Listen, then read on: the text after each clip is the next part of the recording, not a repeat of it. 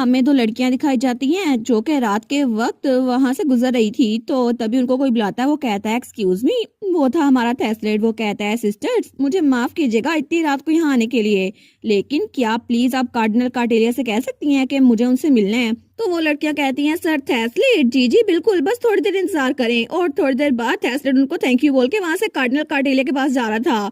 तो वो लड़कियां कहती है तुमने देखा, मैंने पहली बार होली स्वॉर्ड नाइट से खुद से बात की है। पहले तो मैं सर थेस्लेट को दूर से देखती थी। वो कहती है ना, मुझे भी लगा था ये कितना कूल है, क्योंकि कुछ नाइट्स तो बड़े एरोगेंट और बड़े रूडली बात करते हैं जैसे कि हेलियोन, लेकिन सर थेस्लेट तो हमेशा हम्बल और काइंड रहते हैं। तो वो लोग वहां जाते हुए कहती है और उनके लुक्स भी कितने हैंडसम है ना। दूसरी कहती है ये बात तो सच है, सारे होली नाइट्स में से सिर्फ सर थेस्लेट ही हैं जो सबसे ज्यादा परफेक्ट हैं। लेकिन तभी दूसरी तरफ कार्डिनल कार्टेलिया वो कहती है सर थेस्लेट आपके लिए रात के इस वक्त यहाँ पर आना बहुत ज्यादा अनयूजुअल है, आखिर क्या बात है। तो थेस्लेट कहता है थैंक यू सो मच मुझे इस वक्त आपसे मिलने देने के लिए, लेकिन मैं यहाँ पर एक पर्सनल क्वेश्चन पूछने के लिए आया हूँ और ये बहुत ज्यादा ट्रिवियल है, इसी वजह से मैं थोड़ा एम्बेरस हूँ। तो कार्डिनल कार्टेलिया अपनी बुक बंद करते हुए कहती है आप जिस बात को भी ट्रिवियल कहते हैं ना वो कभी ट्रिवियल होती नहीं है, तो प्लीज बोलें। स्टिल मैं परेशान हूँ कि आपके सवाल का जवाब मैं दे सकती हूँ या फिर नहीं। तो थेस्लेट कहता है आपको परेशान होने की जरूरत नहीं है, ये सवाल का जवाब सिर्फ आप ही दे सकती हैं योर होलीनेस। लेकिन आखिर में आप इतनी वेरी क्यों हो रही हैं? और आपने ये पहले ही देख लिया है ना जो इन्फॉर्मेशन मैं आपसे पूछने के लिए आया हूँ। आपके पास लाइफ एंड डेथ की आई है ना, लेकिन मैं आपसे यही पूछने के लिए आया हूँ। तो कार्डिनल कार्टेलिया कहती है आखिर तुम किस बारे में क्यूरियस हो रहे हो। तो हमारा हीरो कहता है मैं जानना चाहता हूँ कि मेरी एज क्या है, और मैं ये इसलिए पूछने के लिए आया हूँ क्योंकि मेरी सेंस ऑफ टाइम बहुत ज्यादा डल हो गई है। और नेस्टली मुझे तो लगता है कि मुझे टाइम का पता ही नहीं चल रहा मैं कितने साल का हो चुका हूँ। मैंने बहुत सारे बुरे काम किए हैं और इसी वजह से मुझे बहुत बार पनिश किया गया था। आपको शायद याद ना होगा, लेकिन आपकी आई ऑफ लाइफ एंड डेथ उसने इसमें बहुत बड़ा रोल अदा किया था। जब आपको रियलाइज हुआ था ना कि मैं एक रेग्रेसर हूँ जो टाइम में बार बार पीछे जाता है, तो आपने मुझे लाइफ सेंटेंस दिया था। मैं ये नहीं कह रहा कि मुझे आपसे नफरत है, मैं बस ये कह रहा हूँ कि वो पनिशमेंट में डिजर्व करता था, इसी वजह से मुझे अपनी एज जाननी है। तो फिर क्या आप मुझे बताएंगी कि मेरे सर के ऊपर जो नंबर है वो क्या लिखा हुआ है। तो कार्डिनल कार्टेलिया तो बड़ी परेशान हो गई थी। वो कहती है तुम आखिर तुमने किस तरह की लाइफ जी है। तो हमारा हीरो थेस्लेट वो कहता है मैं भी बहुत ज्यादा क्यूरियस हूँ कि आखिर उस एबिस में मैं कितनी देर तक ट्रैप रहा था, क्योंकि मुझे इस टाइम का बिल्कुल अंदाजा नहीं था। तो तभी वहां पे नोटिफिकेशन आई थी एडवोकेट ऑफ कॉन्फिडेंशियलिटी, वो तो अर्जेंट कॉल कर रहे हैं चीफ ऑफ डेवलपमेंट हेडक्वार्टर को, और voice that shape the world वो भी इमरजेंसी मीटिंग रख रहे हैं। तो हमारी एलेट वहां से बाहर निकल रही थी। वो कहती है क्या क्या हुआ है, क्या इनको कोई और बग मिल गया है, लेकिन सब लोग वहां से भाग रहे थे। तो नोटिफिकेशन आ रही थी critic of balance meeting room में आ रहे हैं, architect of sky scraper suffering वो भी मीटिंग रूम में आ रहे हैं टेंस होके, एडवोकेट ऑफ कॉन्फिडेंशियलिटी वो भी स्पेशल अथॉरिटी के साथ फॉलो कर रहे हैं, स्केल्ड जज सोइल वो भी वहां आने की कोशिश कर रहे हैं, लेकिन एंट्रेंस को ब्लॉक कर दिया गया है। तो हमारी अलर्ट कहती है अभी ये सब कुछ फिक्र करने का टाइम नहीं है, मुझे लगता है मुझे पहले रेस्ट करना चाहिए। मैंने पोशन पी तो लिया है लेकिन मुझे लगता है मैं बेहोश होने वाली हूँ। तो तभी वहां से थेस्लेट आगे से गुजर रहा था। वो कहता है एलेट तुम यहाँ पर क्या कर रही हो। तो हमारी अलर्ट कहती है थेस्लेट तुम कहाँ से वापस आ रहे हो। तो थेस्लेट कहता है मैं तो कार्डिनल कार्टेलिया से मिलकर वापस आ रहा हूँ, तुम तो बहुत ज्यादा पेल लग रही हो, क्या तुम ठीक हो, मैं तुम्हें तुम्हारे कमरे तक छोड़ देता हूँ। तो एलेट कहती है रात के इस वक्त तुम मुझे मेरे रूम तक छोड़ के आओगे, ये तो कितना इररिलेवेंट लगेगा ना, सब लोगों को लगेगा कि हमारा कुछ चल रहा है। तो थेस्लेट कहता है क्या। वो कहती है नहीं मैं मजाक कर रही थी। वेल तुम्हें मेरी तरफ इतनी काइंडनेस दिखाने की जरूरत नहीं है, ये तुम्हारी ड्यूटी बेशक जरूर हो, लेकिन मेरी तरफ इतनी काइंडनेस मत दिखाया करो, इससे फर्क नहीं पड़ता। और मैं तो बस थक गई थी क्योंकि मैं सो नहीं सकी, इसलिए फिक्र ना करो। तो हमारा थेस्लेट उसका हाथ पकड़ते हुए कहता है एलेट मैं ये इसलिए नहीं करता क्योंकि ये मेरी ड्यूटी है, तुम्हारे साथ मैं सिर्फ इसलिए अच्छे से पेश आता हूँ क्योंकि मैं ये करना चाहता हूँ। तो हमारी एलेट उसकी तरफ देखती है। तो हमारा हीरो उसका हाथ पकड़ते हुए कहता है इसी वजह से मैं हमेशा तुम्हारे साथ रहना चाहता हूँ, क्योंकि तुम्हारे साथ होते हुए मुझे कभी भी फेक बनने की जरूरत नहीं पड़ती। तो हमारी एलेट उसकी तरफ देख के कहती है तुम फिर से प्रैंक कर रहे हो ना मेरे साथ, जल्दी करो और मुझे मेरे कमरे तक ले जाओ। और आगे बढ़ गई थी। वो कहते हैं ऑल राइट, लेकिन तभी नोटिफिकेशन आई थी स्केल्ड जज सोइल वो क्यूरियस हो रही है कि आखिर क्या हुआ था जब वो थोड़ी देर के लिए दूर देख रही थी। तो एलेट सोचती है नहीं कुछ भी नहीं हुआ, और थोड़ी देर बाद वो उसके कमरे तक पहुंच गई थी। वो कहती है मैं चलती हूँ तुम भी वापस जाओ ठीक है। वो कहता है ओके, लेकिन तभी वो कहता है हे एलेट प्लीज आराम सोना। तो हमारी एलेट उसकी तरफ देखती है, वो भी कहती है तुम भी आराम सोना थेस्लेट। तो तब हमारी हीरोइन हमें बताती है उसके बाद सब्जुगेशन बैटल के बाद पूरे इलाके में ये बात फैल गई कि होली काउंसिल बन चुकी है जिसमें अभी तक सिर्फ 4 लोग हैं, लेकिन अब हर कोई सेंटर से मिलने के लिए बेकरार है जो कि 4 सालों बाद आई है। और एलिट इस दौरान वो क्या कर रही थी, वो तो पैसों के लिए डिमांड कर रही थी। तो एलिट कहती है आपका मतलब है कि आप ट्रेवल एक्सपेंसेस प्रॉपर्ली हैंडल कर लेंगे। तो उसके सामने मिनिस्टर ऑफ गॉस्पेल खड़ा था, वो कहता है जी और होलीनेस फिक्र ना करें, हमने पहले ही ट्रेवल एक्सपेंसेस उसका खर्चा इकट्ठा कर लिया है। लेकिन वो दिल में सोचता है तुम मनी डीमन। तो हमारा कहती है आप ये तो नहीं सोच रहे कि मैं मनी डीमन हूँ। वो कहता है नहीं मैं तो नहीं सोच रहा। लेकिन तब वो कहता है बाय द वे क्या आपको सबसे पहले उसी जगह पे जाना जरूरी है कि आप इसको चेंज नहीं कर सकती। तो एलिट कहती है नहीं मैं इसको चेंज नहीं करने वाली हूँ। तो वो कहता है ठीक है। वो दिल में सोचता है कितनी जिद्दी है ना। तो हमारून कहती है आप ये तो नहीं सोच रहे मैं जिद्दी हूँ। वो कहता है नहीं मैंने ऐसा कब सोचा। तो हमारून कहती है फिर मेरे विजिट करने का इंतजाम कर दें क्योंकि सबसे पहले मैं डची ऑफ हैथफेनिड में जाऊंगी और अप्रूवल मिलते ही हम लोग वहाँ पे चले जाएंगे। लेकिन तब वो दिल में सोचती है ग्रैंडपा मैं आपसे मिलने के लिए आ रही हूँ, आपकी ग्रैंड डॉटर। और दूसरी तरफ हमें ड्यूक दिखा जाता है जो कि उस दिन वहाँ पे बैठा हुआ था जब हमारी हीरोइन ने आना था। तो उसका बटलर आके कहता है योर ग्रेस हमने सुना है कि होली काउंसिल यहाँ पे पहुंच चुकी हैं। वो कहता है सच में। लेकिन तब बटलर कहता है आपने प्रॉमिस किया था कि आप यहाँ पर आराम से बैठ के इंतजार करेंगे। तो ड्यूक कहता है ठीक है एडगर मैं यहाँ खामोश से बैठा रहूंगा, तो प्लीज जाओ और मेरी ग्रैंड डॉटर मेरा मतलब है कि होली काउंसिल को यहाँ लेके आओ। और तभी वहाँ बाहर हमारी एलिट वो बग्गी से नीचे उतरती है। लेकिन तब वो सोचती है ये कितना अनकंफर्टेबल है ना, आखिर इतनी दूर मुझे यही कपड़े पहन के क्यों आना था, गर्मी भी इतनी ज्यादा हो रही है, समर के दरमियान में मुझे ये ड्रेस जरूरी था। लेकिन नोटिफिकेशन आई थी voice that shape the world, वो आपके एग्जॉस्टेड माइंड और बॉडी के लिए कंफर्ट के लिए इस यूनिफॉर्म कॉस्ट्यूम को अपग्रेड करने वाली हैं। तो हमारे सोचती है ठीक है अगर उन्होंने कहा है ना तो फिर कोई बात नहीं, अभी के लिए मैं गर्मी बर्दाश्त कर लेती हूँ। लेकिन तभी जब वो आगे बढ़ती है ना तो वहाँ पे तो शादियाने बज रहे थे और पूरी तैयारी थी उसको वेलकम करने की। हर कोई कहता है वेलकम योर होलीनेस। तो हमारी एलिट वो तो सब कुछ देखकर बड़ी खुश थी, वो थेस्लेड और रेक्स के साथ आगे बढ़ रही थी। तो रेक्स कहता है कितना इनक्रेडिबल वेलकम है ना, ऐसा लगता है कि कोई अपनी फैमिली मेंबर को वेलकम कर रहा है। तो हमारे कहती है अच्छा। लेकिन तभी वहाँ बटलर आता है, वो कहता है ग्रीटिंग सेंटर्स मैं हूँ बटलर काउंट एडगर और ड्यूक आपको मेन हाउस के अंदर मिलेंगे, मैं आपको वहाँ ले चलता हूँ। तो हमारे कहती है थैंक यू इस वार्म वेलकम के लिए, मैं भी ड्यूक से जल्द मिलना चाहती हूँ। वो कहता है ठीक है आप यहाँ पर इतने दूर आई है ना तो मैं आपको एस्कॉर्ट करता हूँ, प्लीज मेरे साथ चले। और तब ड्यूक का महल वो तो बहुत ही जरा बड़ा था, लेकिन जैसे ही हमारी हीरोइन आगे बढ़ी थी ना तो वहाँ पे बहुत सारे स्कल्पचर्स पड़े हुए थे। तो हमारी हीरोइन उस स्कल्पचर्स को देखती है तो वो उसके ग्रैंडपा के स्कल्पचर से जब वो जवान था ना तब के। तो एलिट कहती है कोर्ट यार्ड तो बड़ा इम्प्रेसिव है। तो बटलर कहता है ना मुझे खुशी हुई, ओरिजिनली यहाँ पर तो इससे भी ज्यादा मार्बल स्टैचूज थे और ये सब कुछ ड्यूक ने खुद रखा था। और तब वो सोचता है पहले ड्यूक ने कहा था उसको ये पसंद आएगा है ना, और मैंने कहा था प्लीज ये तो सस्पिशियस लग रहा है प्लीज बंद कर दें। लेकिन जैसे ग्रैंड ड्यूक ने सेंटर्स के आने की खबर सुनी ना उन्होंने तो पूरे इलाके को स्टैचू से भर दिया। तो हमारे कहती है सच में, प्लीज ग्रैंड ड्यूक को भी थैंक यू बोलिएगा और सर्वेंट्स को भी, उन्होंने बहुत सारे एफर्ट्स लगाई हैं। वो कहता है oh my thank you your grace, ये तो कुछ ज्यादा ही हो गया। लेकिन हमारे कहती है क्या आप मुझे बता सकते हैं कि ड्यूक किस तरह के इंसान है, वो तो बहुत आउटस्टैंडिंग होंगे है ना। तो बटलर कहता है जी बिल्कुल आउटस्टैंडिंग तो उनके लिए अंडरस्टेटमेंट है, वो तो बहुत ही जरा अच्छे इंसान है। डची के रूलर होने के नाते वो हर एक का ध्यान रखते हैं और अपनी डची में हर एक फैमिली का वो ध्यान रखते हैं और उनकी अपनी फैमिली हमें उनके बारे में नहीं पता, लेकिन वो अपनी फैमिली को बहुत ज्यादा प्यार करते हैं। और अभी थोड़ी देर पहले की बात है जब उनकी बेटी ने उनको लेटर लिखा ना तो उन्होंने तो अपना वर्क डेस्क हार्ट शेप में तोड़ दिया। हमारे कहती है सच में इतना ज्यादा। लेकिन तब वो सोचती है लगता है मोम और ग्रैंडपा वो उनका रिलेशनशिप इंप्रूव हो गया, वो लेटर एक्सचेंज कर रहे हैं। लेकिन हमारे कहती है लेटर में क्या लिखा था। तो तब बटलर उसके कान में कहता है एक्चुअली ये हैप्पी न्यूज थी, लेकिन मैं आपको खामोशी से बता देता हूँ हिज ग्रेस ने कहा था कि उनको जल्द ही ग्रेट ग्रैंड चाइल्ड मिलने वाला है। तो हमारी एलिट कहती है क्या ग्रेट ग्रैंड चाइल्ड। वो सोचती है इसका मतलब है कि मेरे भाई की रोमांस लाइफ शुरू हो गई है। और उसका भाई प्रिंस उसकी इमेजिनेशन में कह रहा था सिस्टर एलिट मैं तो रोमांस फैंटेसी में तुमसे पहले जा रहा हूँ, और वो तो उसके साथ बेबी भी इमेजिन कर लेती है। वो सोचती है क्या प्रिंस उसकी लव लाइफ शुरू भी हो गई, मैंने इस बारे में कुछ भी नहीं सुना था। तो बटलर कहता है एनीवे योर होलीनेस आप तो ड्यूक से मिलकर खुश होंगी। लेकिन हमारी एलिट सोचती है मुझे लगता है मुझे नीस या नेफ्यू मिलने वाला है, लेकिन असल में उसकी मॉम ने तो लेटर हमारी एलिट के बारे में लिखा था क्योंकि थेस्लेड उसके साथ आया था। तो बटलर कहता है और इसके अलावा ड्यूक को मसल्स बहुत ज्यादा पसंद है, आपने वहाँ पे मसल स्टैचूज देखे हैं ना वो सारे के सारे ड्यूक के अपने हैं।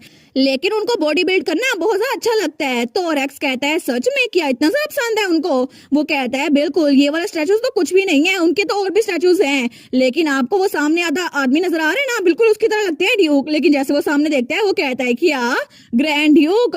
और ग्रैंड ड्यूक तो वहां से भागता हुआ आ रहा था, उससे तो इंतजार ही नहीं हो रहा था। और तभी हमारी हीरोइन वहां पर देखती है और रेक्स भी और थेस्लेट भी सारे घबरा गए थे। लेकिन तब पीछे से बटलर कहता है आपने प्रॉमिस किया था आप आराम से वहां बैठ के इंतजार करेंगे। तो उसका एडवाइजर भी कहता है योर ग्रेस आपकी डिग्निटी। लेकिन तभी हमारी एलेट उनको इग्नोर करती है और आगे बढ़ने लगती है। तो बटलर कहता है योर होलीनेस। लेकिन हमारी एलेट उसकी बात को इग्नोर करती है और भागते हुए अपनी ग्रैंडपा के पास आ रही थी। वो कहती है ग्रैंडपा। तो उसका ग्रैंडपा भागता हुआ आ रहा था और दोनों ग्रैंडपा ग्रैंड डॉटर का रियूनियन बहुत ज्यादा मजे का लग रहा था। वो जल्दी से जाके अपने ग्रैंडपा को गले लगा लेती है और कहती है ग्रैंडफादर। और तभी ये सुनकर सबके मुंह खुले के खुले रह गए थे। वो चारों कहते हैं क्या?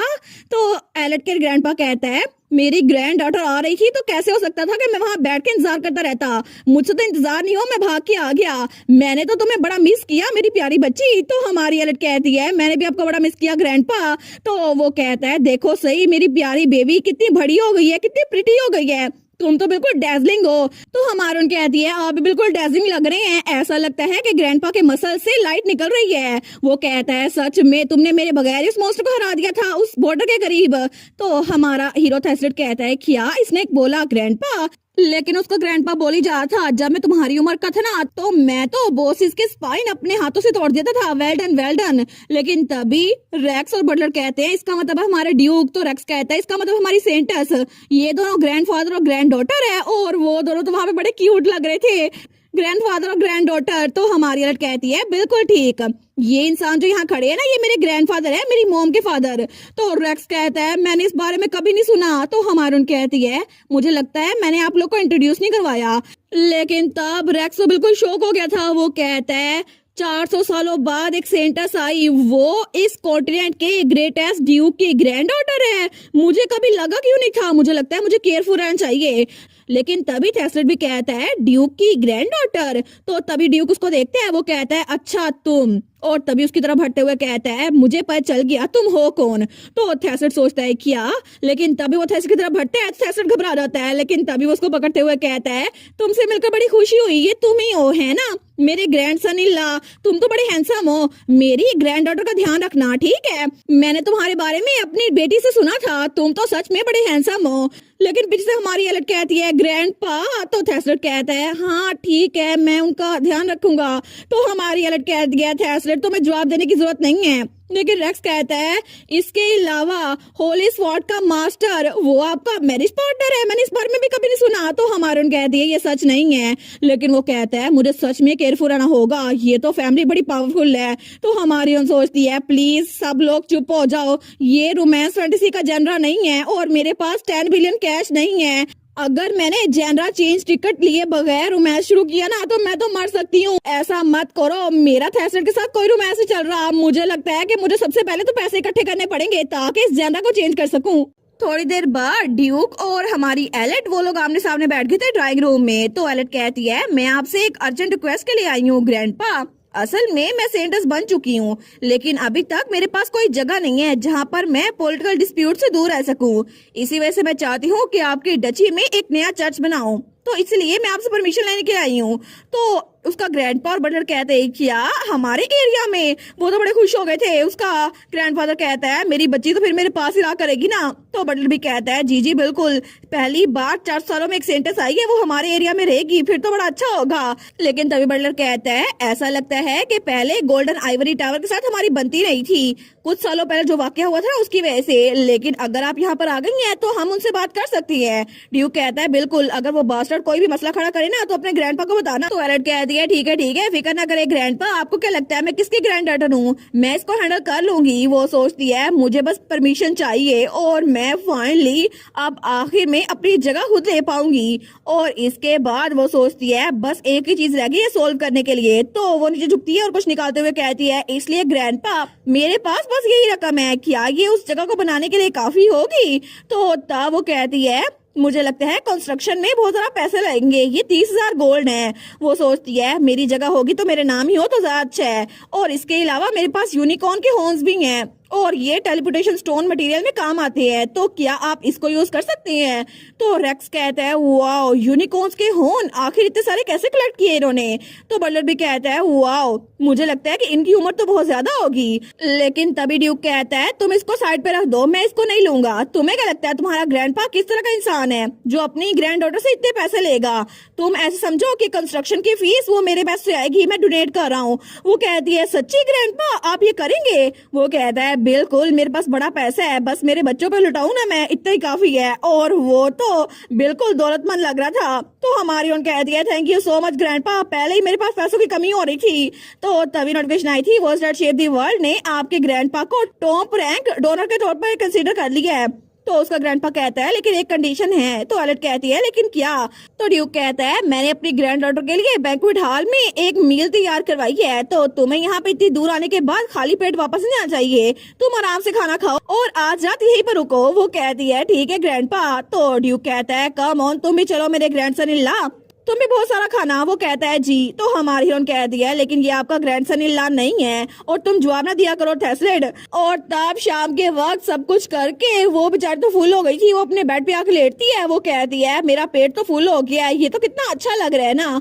ऐसा लगता है कि वो जगह वाला मामला वो भी सेटल हो गया है और मेरे ग्रैंडफादर भी कितने काइंड है, मेरे डिलीशियस फूड भी खाई और यहाँ के सर्वेंट भी कितने काइंड है। मुझे लगता है कि मैं यहाँ पर किसी काम के लिए नहीं बल्कि वेकेशन पे आई हूँ। और अगर ये जनरल चाइल्ड केयर होता ना तो फिर तो मैं इस कैसल में बिल्कुल प्रिंसेस की तरह बड़ी होती। मुझे तो लगता है कि मैं तो बेबी टॉक करने में भी अच्छी हूँ। लेकिन तभी नोटिफिकेशन आई थी क्रिटिक फॉर बैलेंस आपकी मेंटल एज के लिए अपनी जुबान चटका रहे हैं। तो स्केल्ड एट द सोइल की नोटिफिकेशन आई थी, वो आपको इनकरेज कर रही है कि आप अपने बच्चों के साथ चाइल्ड केयर जनरल एंजॉय कीजिएगा। वो सोचती है लेकिन फिर भी अभी मैं सोच रही हूँ तो क्या थेस्ले ठीक होगा? पहले पहले जब उसको मेरे ग्रैंडपा के बारे में पता चला तो वो तो अनकंफर्टेबल था, लेकिन ऐसा लगता है वो रिकवर हो गया था। तो तभी वो कहती है सिस्टम विंडो ओपन हो जाओ और तभी उसके सामने एक कैलेंडर आ गया था। वो सोचती है आज है जुलाई 7, तो थेस्लेड के बर्थडे में 2 दिन रह गए हैं। ठीक है, तो उठते हुए कहती है अब मुझे वहाँ पे जाना होगा। तो एग्नेस कहती है क्या हुआ है, कहाँ जा रही हो? तो एलेट कहती है वीआईपी पॉइंट शॉप पे, मुझे वहाँ जाकर कुछ पूछना है। तो एग्नेस कहती है ठीक है, लेकिन एलेट मुझे भी तुमसे कुछ पूछना है, जब तुम वापस आ जाओगी ना मैं तब तुमसे बात करूंगी। तो एलेट कहती है ठीक है। वो सोचती है इसको क्या हुआ है और तब एलेट कहती है तुम्हें कुछ और चाहिए वहाँ से? तो एग्नेस कहती है वेल अगर तुम जा ही रही हो तो पिछली बार वाला बैग खरीद के ले आना, उसमें तो इतना स्टोरेज एरिया है और मुझे वो चाहिए। तो एलेट कहती है सॉरी एग्नेस मेरे पास इतने पैसे नहीं हैं। तो वो सोचती है सच में मुझे पैसे कमाने की जरूरत है, लेकिन तब वो आगे बढ़ते हुए कहती है अब मैं जा रही हूँ और वीआईपी शॉप के अंदर दाखिल हो गई थी, लेकिन तभी उसके सामने वो ग्रैनी थी। वो कहती है तुम यहाँ पर आ गई, मैं तुम्हारा इंतजार कर रही थी। तो हमारी एलेट कहती है हेलो शॉपकीपर ग्रैंडमा, मुझे याद है कि आपने मुझे बताया था मैं यहाँ पर आके रुकूं। तो ग्रैनी कहती है मुझे तुम्हें कुछ बताना था, असल में मैं तुम्हारे लिए एक मिस फॉर्चून क्लींजिंग रिचुअल करना चाहती हूँ। तो एलेट कहती है क्या, कौन सा रिचुअल, लेकिन इसका मतलब क्या हुआ? तो ग्रैनी कहती है असल में मैं चाहती हूँ कि तुमसे कुछ शेक ऑफ करूँ। असल में तुम्हारे साथ एक स्टॉकर अटैच है जो कि तुम्हारे पीछे पड़ा हुआ है। तो एलेट कहती है हैं एक स्टॉकर, लेकिन वो कब से अटैच हो गया? वो बेचारी तो बड़ी कंफ्यूज हो गई थी, लेकिन वो ग्रैनी उसको लेकर आगे जा रही थी। वो कहती है आगे चलो ना तो मैं बताती हूँ। तो हमारी एलेट कहती है एक मिनट रुके ग्रैंडमा, आखिर कोई क्रीपी इंसान मेरे साथ अटैच क्यों होगा? क्या ये उस फ्लॉपी डिस्क की वजह से तो नहीं था? मुझे पहले लगा था वो कुछ अजीब सी है, क्या आपने उसको चुराया तो नहीं था? तो ग्रैंडमा कहती है वेल अगर वो चोरी की हुई भी हो ना फिर भी फिक्र ना करो, मैं एक रिचुअल करूंगी जिसकी वजह से वो स्टॉकर डिसअपियर हो जाएगा। वो फ्लॉपी डिस्क मुझे दो। तो एलेट उसको वो फ्लॉपी डिस्क देती है। तो तभी वो सिगार पीते हुए उस फ्लॉपी डिस्क को देखती है। वो कहती है तुम जरा पीछे हो जाओ और तब वो अपनी पावर उस फ्लॉपी डिस्क में डालते हुए कहती है वेल मैं एक अनइनवाइटेड गेस्ट को दूर धकेलूंगी। और तभी उसका सिगार वो लंबा होता है, बिल्कुल पाइप बन जाता है। तो एलेट तो उसको देख के हैरान हो रही थी, लेकिन तभी वो अपने पाइप के जरिए उस फ्लॉपी डिस्क को मारने लग जाती है। वो कहती है शू शू चले जाओ। तो एलेट सोचती है हैं ये हो भी गया? वो कहती है ठीक है ये लो ये डन हो गया। तो एलेट कहती है इतनी जल्दी? तो वो तो बड़ी मिस्टीरियस लग रही थी, लेकिन एलेट कहती है अगर ये सच में ठीक हो गया है तो मुझे इसे किसी को गिफ्ट में देना है। तो तो वो ग्रैनी कहती है फिर मैं तुम्हारे लिए इसको रैप कर दूंगी। तो एलेट कहती है थैंक यू, और थोड़ी देर बाद उसने उसका बुके बना दिया था। लेकिन वो ग्रैनी कहती है अब मैं इसको रैप कर ही रही हूँ तो तुम बाकी चीजें देख लो, यहाँ पर बड़ी इंटरेस्टिंग चीजें आई हैं। तो एलेट कहती है लेकिन मेरे पास जरा पॉइंट्स नहीं बचे ना इसको खरीदने के लिए। तो वो शॉपकीपर कहती है कोई बात नहीं, यहाँ पर विंडो शॉपिंग ही कर लो। तो हमारी एलेट कहती है अच्छा ठीक है कर ही लेती हूँ। वो सोचती है इस जगह पे तो सारे ग्लासेस भरे हुए हैं, लेकिन तब वो एक चश्मा उठाते हुए कहती है ये तो लाइफ एंड डेथ की आई है ना, और यहाँ पे सीन आई भी लिखा है, पैशन आई भी लिखा है ना, क्या डिजाइन थोड़ा चेंज हो गया है। तो वो ग्रैनी शॉपकीपर कहती है ये सारे रेप्लिकाज है, क्योंकि ओरिजिनल चश्मे को अगर कोई एक बार लगा ले तो दोबारा उतार नहीं सकता, इसी वजह से हमने इसको इम्प्रूव करके एक टाइम यूज के लिए बना दिया है। तो एलेट कहती है अच्छा ये बात है। तो वो ग्रैनी कहती है अगर तुम चाहो तो इसको ट्राई कर सकती हो, ये पैशन आई वाला चश्मा है। तो एलेट कहती है अच्छा इसकी वजह से मुझे पता चलेगा कोई मेरी तरफ कितनी अफेक्शन दिखाए हुए है, क्या मैं इसको आप पे ट्राई कर सकती हूँ। तो वो ग्रैनी कहती है नहीं नहीं मैं तो ब्यूरो के एक ऑफिसर हूँ ना, ये मुझ पे काम नहीं करेगा। अगर तुम अपने आप को आईने में देखो ना ये चश्मा लगा के, तुम्हें पता चलेगा तुम खुद से कितना प्यार करती हो। तो हमारी एलेट वो शीशे की तरफ जाते हुए कहती है अच्छा तो ये तो एक नार्सिस्टिक टेस्ट है, फिर मैं उसको ट्राई करूंगी। लेकिन जैसे वो आने के सामने जाती है ना और उस चश्मे को लगाती है तो बड़ी क्यूट लग रही थी। तो वो ग्रैनी कहती है तुम तो बड़ी क्यूट लग रही हो। लेकिन तभी हमारी एलेट कहती है ग्रैंडमा आखिर इसका मैक्सिमम स्कोर क्या है, मेरे सामने तो 1 शो हो रहा है, इसका मतलब है मेरी सेल्फ स्टीम इतनी लो है। लेकिन तभी वो ग्रैंडमा तो बिल्कुल शॉक हो गई थी, वो उसकी तरफ देखती है और आके चश्मे को हाथ लगाती है। वो कहती है एक मिनट जरा मुझे देखने दो। तो वो कहती है अच्छा तो ये वजह है। तो एलेट कहती है क्या हुआ। तो वो ग्रैनी कहती है सॉरी एलेट लेकिन मैंने इसको गलत पढ़ लिया था, ये पैशन आई नहीं है ये सीन आई है, इसका मतलब है जितने लोग को तुमने मारा ना ये इसमें शो होंगे। तो एलेट कहती है क्या जितने लोगों को मैंने मारा है, लेकिन मैंने तो किसी इंसान को नहीं मारा, मैंने बस मॉन्स्टर्स को मारा है। तो इसका मतलब है मेरे सर पे जो नंबर शो हो रहा है 1, मैंने किसी इंसान की जान ले ली है। तो तब वो ग्रैनी कहती है एलेट क्या तुमने किसी को मारा है। वो कहती है नहीं नहीं लगता है कोई गलती हो गई है, मैंने किसी को नहीं मारा, मुझे पता ही नहीं है। तो ग्रैनी कहती है क्या तुमने एक्सीडेंटली किसी सिविलियन को तो नहीं मार दिया अपने वाइड एरिया स्किल में। एलेट कहती है मैं ऐसी गलतियां नहीं करती। तो ग्रैनी कहती है फिर डंजन के बारे में क्या, मुझे लगता है कि कोई डंजन से निकलते हुए इंसान वहीं पे रह गया होगा और तब वो क्लोज हो गया और वो इंसान मर गया। हमारी एलेट सोचती है एक डंजन, लेकिन वो कौन से डंजन हो सकता है, क्या वो हार्पी क्वीन वाला डंजन होगा, लेकिन वहां से सारे निकल गए थे, या फिर स्कल्पचर आर्ट्रियर वाला, मुझे लगता है कि वहां से भी सब लोग निकल गए थे। लेकिन कहीं ये वो डंजन तो नहीं जहाँ पर मुझे ये फ्लॉपी डिस्क मिली थी। और तभी उसे याद आता है जब नोटिफिकेशन आई थी आप dungeon of unknown difficulty abyss of scene में दाखिल हो चुकी हैं। वो सोचती है क्या मुझे लगता है कि उस डंजन में कुछ ना कुछ हुआ होगा। और तब वो कहती है ग्रैंडमा आखिर जिस डंजन में आपने मुझे फ्लॉपी डिस्क देने के लिए भेजा था वहां पर हुआ क्या था।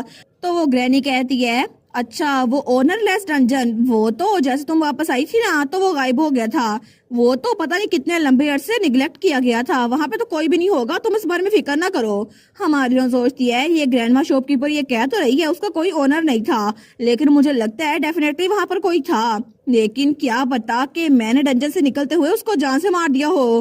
तो हमारी एलेट कहती है इससे अच्छा तो मुझे पता नहीं चलता, अब मुझे पता कैसे चल गया कि मैंने किसी की जान ली है। तो वो ग्रैनी शॉपकीपर कहती है तुम्हें इस बारे में गिल्टी फील करने की जरूरत नहीं है, वैसे भी डंजन ऐसे ही काम करते हैं, मोर इम्पोर्टेंटली तुम्हारे क्रश के साथ तुम्हारी चीजें कैसे जा रही हैं। तो हमारी एलेट कहती है आखिर टॉपिक अचानक से चेंज कैसे हो गया। वो कहती है क्योंकि स्ट्रिक्ट ऑर्डर एंड गुड वो तो सच में सोल्स क्रिएट करने में बड़ा अच्छा है, इसी वजह से तो ये चीजें इतनी अच्छे से जा रही थी। तो एलेट कहती है क्या जनरल स्टोन ग्रैंडमा मेरा एक सवाल है, क्या सच में एक क्रिएटर दूसरे क्रिएटर को बना सकता है। तो वो ग्रैंडमा वो थोड़ा फ्लिंच होती है। तो तभी वो एलेट की तरफ देखती है और कहती है तुम्हारा इससे क्या मतलब हुआ। तो एलेट कहती है मेरा मतलब है स्ट्रिक्ट ऑर्डर एंड गुड जो इस नावल का क्रिएटर है, लेकिन आपने इवेलुएट कर दिया कि वो सोल्स को क्रिएट करने में बड़ा अच्छा है, तो इसका मतलब है कि आप जो कि मैनेजमेंट ब्यूरो की क्रिएटर है जो कि चीजें यहाँ पे बेचती हैं आप भी उसके बारे में पता कर सकती हैं, है ना। और वो दोनों एग्जिस्ट करते हैं, लेकिन जब वो क्रिएटर नावल लिखते लिखते अधूरा छोड़ के भाग गया था तो आपको इस बारे में कुछ पता है। और वैसे भी voice that shape the world वो भी कभी कभार उस क्रिएटर को रनअवे गॉड कहते हैं। तो वो ग्रैनी शॉपकीपर कहती है अच्छा उसने और मैंने थोड़ा केयरलेसली बात कर ली होगी, लेकिन ये बताना थोड़ा मुश्किल है क्योंकि हमारे लिए भी स्ट्रिक्ट ऑर्डर एंड गुड को क्रिएट करना बहुत ज्यादा मुश्किल होगा। तो हमारी हीरोइन कहती है इसका मतलब है कि स्ट्रिक्ट ऑर्डर एंड गुड इस नावल का क्रिएटर जहाँ पे मैं हूँ वो ट्रांसमाइग्रेटर ब्यूरो में काम करता है। तो वो शॉपकीपर ग्रैंडमा कहती है वेल तुम्हें मैं बस इतना बता सकती हूँ कि उसने इस प्रोजेक्ट में थोड़ा मैसअप कर दिया था। इसके अलावा मैं तुम्हें कुछ और नहीं बता सकती। लेकिन तभी उसके हाथ में कुछ होने लगता है और वहां से बिजली निकलती है और तब उसका हाथ जल रहा था। तो वो ग्रैंड माँ वहां देखती है तो अलर्ट कहती है, ग्रैंड माँ आपको क्या हुआ? तो वो ग्रैनी शॉपकीपर कहती है, लगता है कि मैंने तुम्हें एक सीक्रेट बता दिया है जो कि तुम्हें बताना नहीं चाहिए था और इसी वजह से मुझे पेनल्टी मिल रही है। लेकिन अब मैं इस बॉडी को ज्यादा यूज नहीं कर सकती। तो तब वो एलेट को वो गिफ्ट देते हुए कहती है, तुम इसको पकड़ो और अपने क्रश को दे देना क्योंकि तुमने ही उसके लिए प्रिपेयर किया है ना। लेकिन अभी के लिए तुम बाहर निकल जाओ क्योंकि तुम मेरी बॉडी के अलावा मुझे देख नहीं सकती। अगर तुमने देखा तुम बर्दाश्त नहीं कर पाओगी। तो हमारी एलेट कहती है, क्या आपको पेनल्टी मेरी वजह से मिल रही है? मुझे माफ कीजिएगा। तो वो ग्रैनी कहती है, सच में तुम्हें फिक्र हो रही है? तुम फिक्र ना करो क्योंकि तुम तो बहुत ज्यादा क्यूट हो। बस मेरी बात याद रखना, अपनी पूरी जी जान लगाकर इस दुनिया पे जिंदा रहो और चाहे कुछ भी हो जाए ना, तुम जिस दुनिया से बिलोंग करती हो वो दुनिया असल है और जिस दुनिया में तुम रह रही हो ये दुनिया भी असल है। तो यहाँ पर अपनी हैप्पी एंडिंग अपने दोस्तों के साथ अचीव करना क्योंकि ये सिर्फ तुम ही कर सकती हो, एलेट टोडलिन। और तभी वो दरवाजा पीछे से बंद हो रहा था तो एलेट वहां पर देखती है, लेकिन तब वो पूरा दरवाजा बंद हो चुका था और उसके बाद वो ग्रैनी वो भी वहां से गायब हो गई थी। थोड़ी देर बाद ही हमारी एलेट जब वो अपने कमरे में आती है ना तो तब पीछे से वीआईपी पॉइंट शॉप का दरवाजा गायब हो रहा था। वो कहती है, पता नहीं ग्रैंडमा ठीक होंगी या फिर नहीं क्योंकि मुझे तो पता नहीं किसी वजह से अनईजी महसूस हो रहा है। तो तभी वहां पर एग्नेस आती है। वो कहती है, वो बिल्कुल ठीक होंगी। तुमने सुना नहीं कि वो मैनेजमेंट ब्यूरो की एक हेड है? तो वो तो बिल्कुल ठीक होगी, है ना ट्रांसमाइग्रेटर एलेट? तो एलेट कहती है, बिल्कुल ये बात तो है। लेकिन तभी वो कहती है, क्या एग्नेस तुम्हें मेरी ट्रू आइडेंटिटी पता चल गई? ये तो मेरे मुंह से निकल गया था। तो एग्नेस कहती है, अगर तुम वीआईपी पॉइंट शॉप में ऊंची आवाज में बात करने के बारे में बात कर रही हो तो फिर मुझे पता है, लेकिन ऐसा हो नहीं सकता मुझे पता ना हो। हमारी सोचती है, वीआईपी पॉइंट शॉप में तो मैंने कितनी बार कहा था मैं ट्रांसमाइग्रेटर हूँ। लेकिन तब वो कहती है, अच्छा ग्रैंडमा और मैं दोनों ही अपनी जुबान संभालने में फेल हो गए। तो एग्नेस कहती है, एक्चुअली स्टार्ट में मुझे पता नहीं चलता था तुम लोग क्या बात कर रहे हो क्योंकि तुम लोग के अल्फाज अक्सर मेरे सामने धुंधला जाते थे या फिर जैसे कोई उसे ब्लॉक कर रहा हो। लेकिन बाद में आहिस्ता आहिस्ता चीजें क्लियर होना शुरू हो गई और आज तो मैंने सब कुछ सुन लिया, एक एक हर्फ। और तब वो से कहती है, इसी वजह से मैंने तुम्हें कहा था कि जब तुम वापस लौटोगी ना मुझे तुमसे कुछ पूछना है। मैं तुम्हारी आइडेंटिटी के बारे में एक्सप्लेनेशन सुनना चाहती हूँ। अगर तुम ट्रांसमाइग्रेटर हो तो इसका मतलब है तुम किसी और की बॉडी में आई हो, है ना? तो एलेट कहती है, वो। लेकिन तभी वहां पर नोटिफिकेशन आई थी, एडवोकेट ऑफ कॉन्फिडेंशियलिटी। उन्होंने इम्प्रॉपर कन्वर्सेशन के साइन डिटेक्ट किए और यहाँ पर भाग आए हैं। एडवोकेट ऑफ कॉन्फिडेंशियलिटी आपको प्रेस कर रहे हैं कि आप 2 स्ट्राइक वाली रिपीट ऑफेंडर बनना चाहती हैं। तो एलेट कहती है, मैंने तो कुछ भी नहीं कहा। लेकिन तभी नोटिफिकेशन आई थी, एडवोकेट ऑफ कॉन्फिडेंशियलिटी वो शौक हो रहे हैं कि एग्नेस एजलेट अब उसकी हेवनली सीक्रेट जानने की रेंज वो फाइनल स्टेज पे पहुंच चुकी है। तो एलेट सोचती है, क्या उसकी अलाउंस रेंज वो मैक्सिमम हो गई है? इसका मतलब है कि अब मैं एग्नेस को कुछ भी बता सकती हूँ। लेकिन वो सोचती है, अगर मैं इस बारे में सोच ही रही हूँ तो एग्नेस तो पहले भी हर बार मेरे साथ ही होती थी और पिछली बार जब मैं वीआईपी पॉइंट शॉप में गई थी ना तभी वो मेरे साथ ही थी। लेकिन मुझे लगा था कि वो मेरे साथ बिलोंग करती है और एक सोल स्टेट में है, इसी वजह से इस दुनिया पे उसका कोई इन्फ्लुएंस नहीं पड़ेगा। तो नोटिफिकेशन आई थी, एडवोकेट ऑफ कॉन्फिडेंशियलिटी को इसकी वजह पता चल गई है।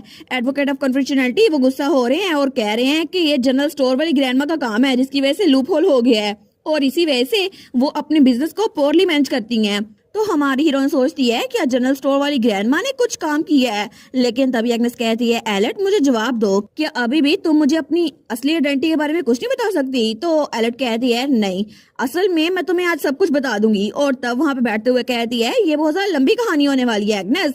और तब उसने उसको सब कुछ बता दिया था A to Z। तो एग्नेस कहती है, सच में?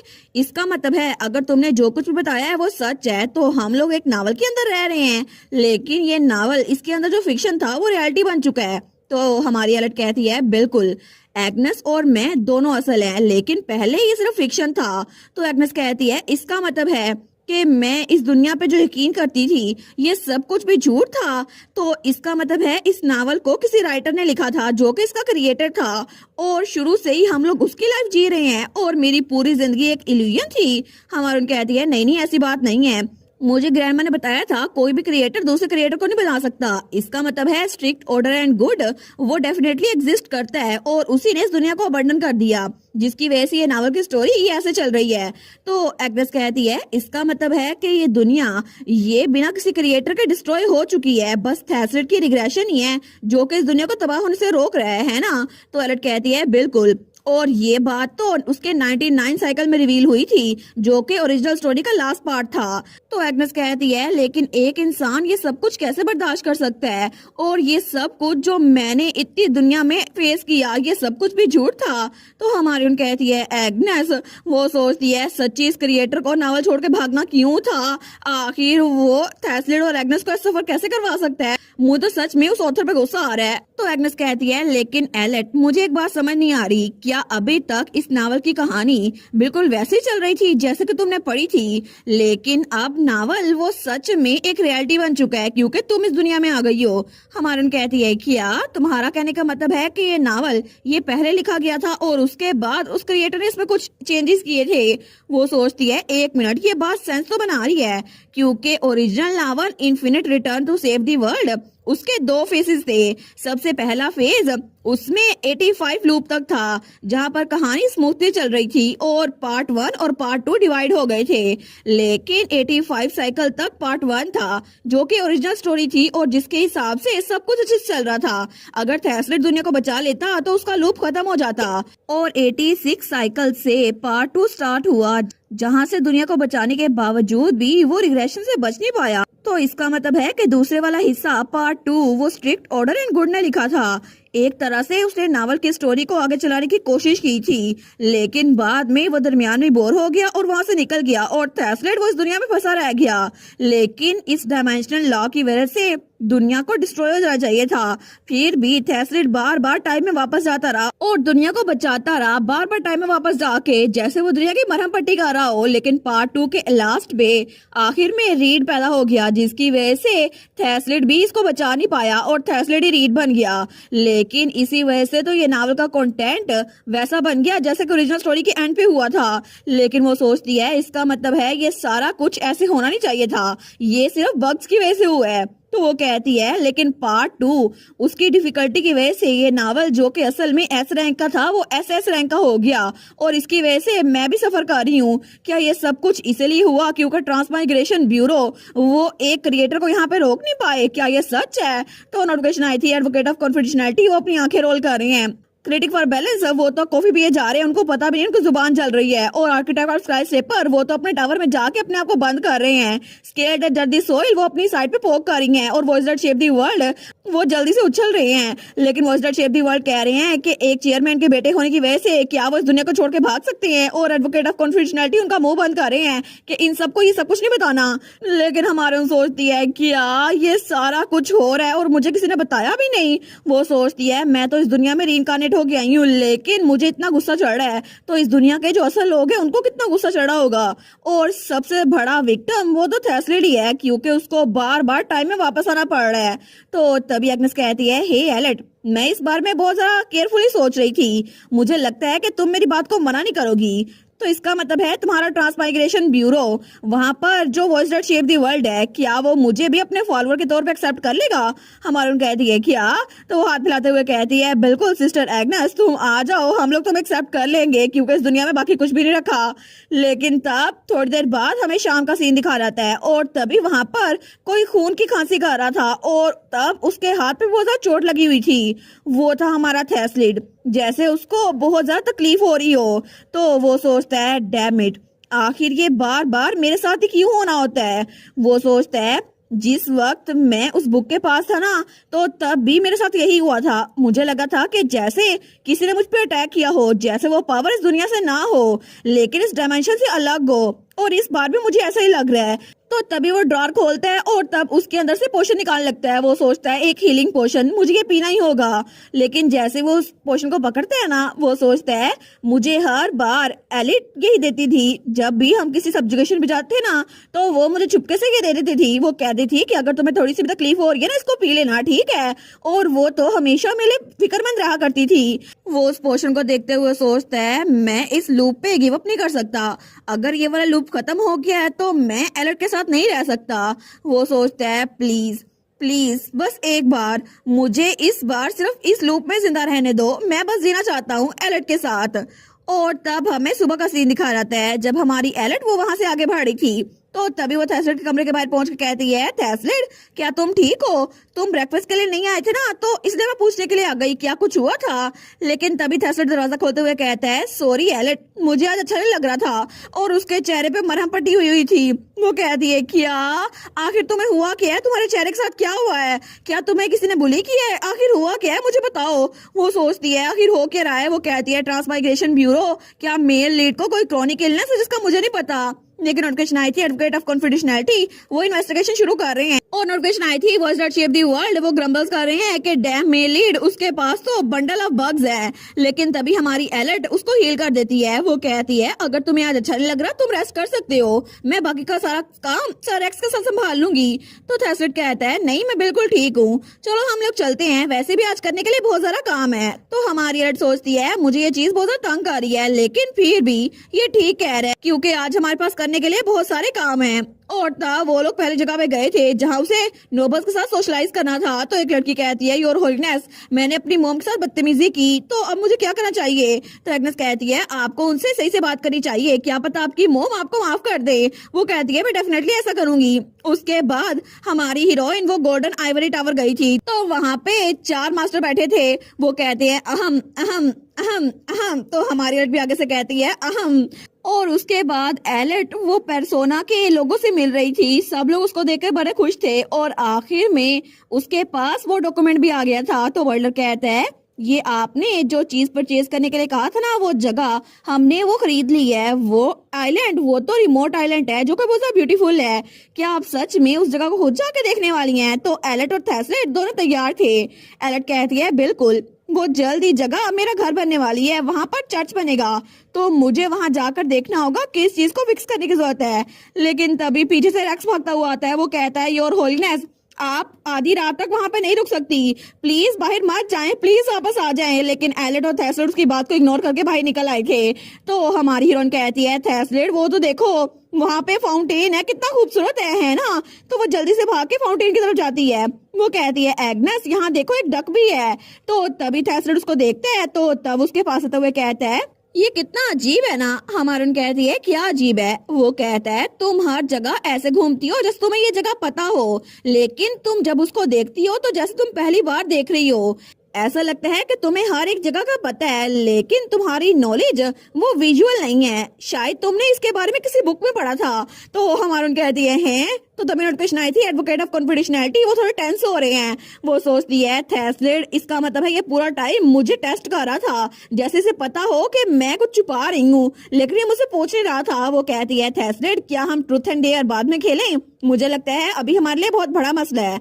वो कहता है, बिल्कुल मैं जानता हूँ, हमारा पीछा किया जा रहा है। तो एलर्ट कहती है, ऐसा लगता है ये वेल ट्रेन असैसिन है, लेकिन हमें कोई सीन क्रिएट नहीं करना, तो हमें किसी ऐसी जगह जाना होगा जहाँ लोग ना हो। और तभी वो दोनों आगे बढ़ रहे थे, लेकिन तभी उनके पीछे वो असैसिन भी उनके पीछे ही बढ़ा था। और तभी वो दोनों उस आइलैंड में पहुंच गए थे, लेकिन तभी वो मेंशन जहाँ पर उन्होंने वो जगह खरीदी थी ना, तो तब वो उसके सामने थे।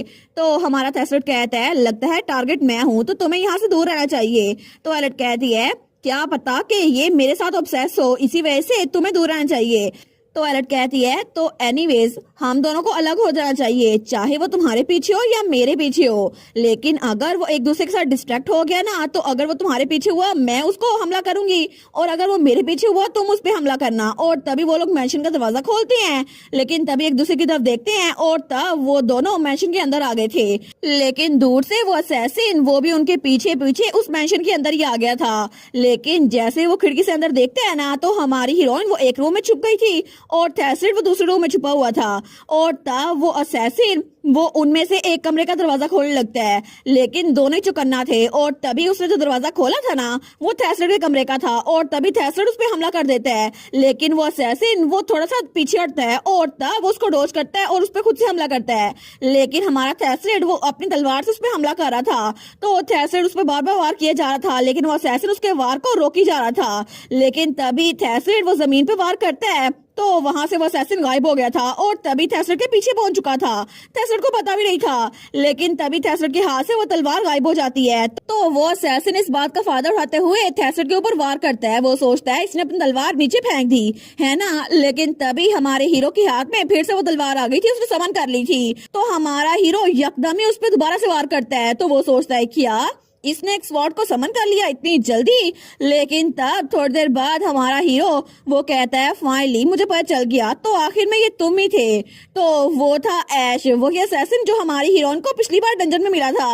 वो कहता है क्या क्या तुम मुझे जानते हो, लेकिन तभी वहां से हमारी एलर्ट भी आ गई थी। वो कहती है ऐश, तो वो वहां पर देखते हैं तो एलर्ट वहां खड़ी थी। वो कहती है तुम यहाँ पर क्या कर रहे हो।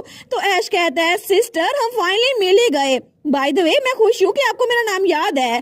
तो थेस्लेट कहता है तुम दोनों एक दूसरे को जानते हो। तो ऐश कहता है बिल्कुल, हम दोनों तो एक दूसरे को अच्छे से जानते हैं। आधे साल पहले डंजन में सिर्फ हम दोनों रह गए थे, तो तब सिस्टर ने मुझे बड़ी थ्रिलिंग मेमोरी दी थी और वो तो कुछ और इमेजिन करवा लेता है। तो हमारी अलर्ट कहती है ऐसा कुछ मत कहो जिससे चीजें मिसअंडरस्टैंड हो जाए। तो तब वो कहती है मैंने एक बार इसकी जान बचाई थी, लेकिन ये तो बड़ा चिकी हो रहा था, मैंने इसको थोड़ा डिसिप्लिन किया था। तो थेस्लेट कहता है अच्छा, लेकिन तब वो बेचारा जेलस हो रहा था। वो कहता है क्या लोगों को बचाना तुम्हारी हॉबी है या फिर कुछ और। तो एलर्ट कहती है ठीक है छोड़ो इस बात को, तुम मुझे बताओ तुम हमारा पीछा क्यों कर रहे थे। तो ऐश कहता है वेल, लेकिन तभी वो जमीन पे झुकता है और कहता है ओ नो मेरा पेट। तो एलर्ट कहती है क्या हुआ तुम्हें। वो कहता है मेरा स्टमक बहुत ज्यादा दर्द कर रहा है, मुझे भूख लगी है। वो बेचारा वो तो भूखा था बस। तो एलर्ट अपना खाना निकाल के उसको दे देती है। वो कहता है सच्ची ये तो बड़ा टेस्टी है सिस्टर, क्या ये सब कुछ आपने बनाया है। तो हमारून कहती है बिल्कुल, लेकिन थोड़ा आराम से खाओ और मुझे बताओ कि क्या तुम इतने दिनों से भूखे थे। वो कहता है बिल्कुल मैं इतने दिनों से भूखा था, मैं 2 दिनों से कुछ भी नहीं खा पाया। मेरे लिए तो ये ऑर्डर जारी किया गया अगर किसी ने मुझे देख लिया तो जान से मार डाले, इसी वजह से मैं तो अपने गिल्ड से भाग रहा था, लेकिन पता नहीं किसने उस टावर मास्टर को मार दिया जिसकी वजह से हर किसी की नजर हम पे है। तो हमारे सोचती है ओरिजिनल स्टोरी में भी तो कुछ ऐसा ही हुआ था। टावर मास्टर को जब रीड ने असैसिनेट कर दिया था ना, तो उसके बाद मेज रिपब्लिक के लोगों को लगा कि ऐश की guild the night eagle guild वो लोग कल्प्रिट है और उन्होंने किल ऑर्डर जारी कर दिया। लेकिन तब ऐश कहता है इसी वजह से मैं डची ऑफ हेथफेनिन में आ गया, लेकिन जब मैं यहाँ पर आया तो मैंने आपको देखा तो मैंने आपका पीछा किया और आप तो एक होली नाइट भी बन चुकी हैं सिस्टर, आप मुझे हायर कर सकती हैं। मेरे पास तो क्लियर रिजल्ट्स हैं और अफोर्डेबल प्राइस है, और अगर आपको अपने चीटिंग एक्स बॉयफ्रेंड को मरवाना हो या फिर किसी और को मरवाना हो तो मुझे बता दीजिएगा। हमारन कहती है लेकिन मैं ऐसा क्यों करूंगी। तो तभी थेस्लेट कहता है एलिट, लेकिन तभी ऐश कहता है बाय द वे आखिर ये लड़का कौन है जो आपके साथ खड़ा है, मुझे तब से घूरी जा रहा है, ऐसा लगता है ये तो हमेशा से आपके साथ ही था। तो हमारा हीरो कहता है मैं हूँ होली स्वॉर्ड का मास्टर थेस्लेट आर्जेंटा। वो कहता है आपसे मिलकर बड़ी खुशी हुई ब्रदर थेस्लेट, मैं हूँ ऐश नाइट, मैं तो सिस्टर का एक्सक्लूसिव असैसिन हूँ, आपके साथ तो अक्सर मिलता रहूंगा। लेकिन हमारी उसका हाथ पीछे हटाते हुए कहती है मजाक करना बंद करो, मैं तुम्हें हाइड नहीं कर रही। वो सोचती है पिछली टाइमलाइंस में ऐश ने थेस्लेट को मारने की कोशिश की थी, ऐसा तो हो नहीं सकता ना कि थेस्लेट इसके साथ कंफर्टेबल हो। तो ऐश कहता है आप मुझे हायर नहीं करेंगी, मैंने तो ग्रैंड ड्यूक के कैसल से आपका पीछा किया था कि मैं आपसे बात कर सकूं। हमारी कहती है ग्रैंड ड्यूक के कैसल से, लेकिन मुझे पता किसने चला। वो कहती है थेस्लेट तुम्हें पता था। वो कहता है नहीं, मुझे भी प्लाजा में रियलाइज हुआ। वो कहती है मुझे भी, लेकिन एग्नेस कहती है मैं भी श्योर नहीं थी, इसी वजह से मैंने कुछ नहीं कहा। तो हमारी हीरोइन सोचती है इसको तो हम तीनों में से कोई भी नोटिस नहीं कर पाया, मुझे लगता है इसका हमारे साथ रहना अच्छा साबित होगा। तो एलेट खड़े होते हुए कहती है ऑल राइट, मैं वाइस कैप्टन से तुम्हारे बारे में बात करूंगी। तो ऐश कहता है वाइस कैप्टन कौन है। तो थेस्लेट की तरफ इशारा करते हुए कहती है ये देखो वाइस कैप्टन। तो ऐश कहता है हैं ये वाइस कैप्टन। वो कहता है ये तो बिल्कुल भी प्रॉमिसिंग नहीं लग रहा। तो एलेट कहती है एनीवेज तुम्हारा इंटरव्यू हम बाद में लेंगे, अभी के लिए तुम जा सकते हो, हमें यहाँ पे काम है। वो कहता है ठीक है सिस्टर, मैं आपसे बाद मिलूंगा, आपसे भी ब्रदर। और उसके बाद वहां चला गया था। लेकिन तब एग्नेस कहती है ये तो बड़ा सोशलेबल असैसिन है, लेकिन क्या तुम सच में उसको हायर करने वाली हो और यहाँ पर तुम्हारा क्या काम। तो हमारन कहती है यहाँ पर मेरा एक्चुअली बहुत बड़ा काम है, क्योंकि ये फाउंटेन जो यहाँ पर है ना, इसके अंदर एक डंजन छुपा हुआ है। तो वो कहती है एक डंजन इस फाउंटेन के अंदर, लेकिन इसी वजह से शायद तुमने ये जगह खरीदी थी है ना, लेकिन ये डंजन ये है क्या इसके अंदर बहुत ज्यादा पैसे है। तो हमारून कहती है बिल्कुल इसमें बहुत बड़ा पैसा है, इसमें मरमेड्स रहा करती कहती हैं जिस डंजन में जाने की हम लोग पहले बात कर रहे थे ना, बिल्कुल वही। और हम लोग वहां जाते हैं और अपने मिलियन गोल्ड लेके आते हैं। वो सोचती है सारा लूट का माल मेरा होगा। तो एग्नेस कहती है ये हुई ना मेरे डिसाइबल वाली बात। लेकिन तभी वो लोग फाउंटेन के अंदर जाते हैं। वो कहती है ठीक है थेस्लेट चल चलते हैं। और तभी उनके सामने उस डंजन का दरवाजा खुला आया था। तो एलेट कहती है हम लोग जा रहे हैं मरमेड डंजन में, सी ऑफ द ग्रेट फ्लड। लेकिन जैसे ही वो लोग डंजन में दाखिल होते हैं ना, तो वो डंजन का गेट बंद हो गया था और तभी वहां पे सिर्फ फाउंटेन चल रहा था। लेकिन तभी उस फाउंटेन के पानी में जैसे बिजली चमकती है और तभी वो बिजली फाउंटेन के पानी से बाहर भी निकल रही थी।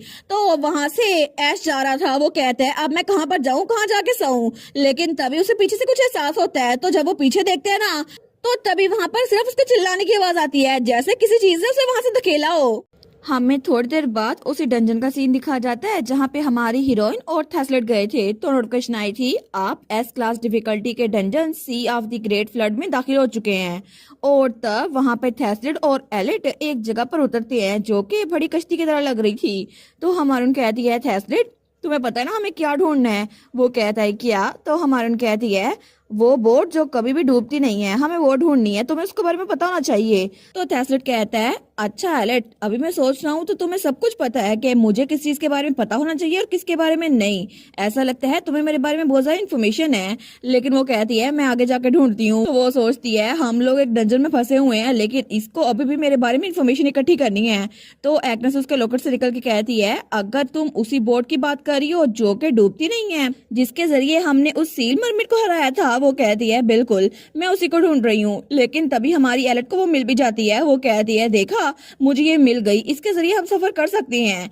लेकिन तभी उस बड़ी बोट में थेस्लेट जब ऊपर देखते हैं ना, वो कहता है ओ ऐसा लगता है कि आसमान से कोई इंसान गिर रहा है। और तभी वहां से कोई समुद्र में गिरा था। तो एलेट कहती है क्या एक इंसान। लेकिन तब वो समुद्र में गिर चुका था। हमारी कहती है वो तो गिर गया, मुझे लगता है वो कोई इंसान ही था। लेकिन थेस्लेट उसकी बात पूरी नहीं देता और तब अपनी शर्ट उतारता है और पानी में कूद जाता है। और तब वो तो बड़ा औसम लग रहा था। लेकिन नोटिफिकेशन आई थी स्केर्ड दैट डर्टी सोइल। वो अपनी आंखें प्रोटैगनिस्ट की रेबेलियन से हटा ही नहीं पा रही। और नोटिफिकेशन आई थी एलेट रोडिन, वो भी अपनी आंखें मेल लीड के रेबेलियन से हटा ही नहीं पा रही। तो एलेट कहती है वाओ जरा देखो सही इसने कितनी बहादुरी दिखाई है ना। लेकिन तब हमारे थेस्लेट ने उस इंसान को पकड़ लिया था जो पानी में कूदा था।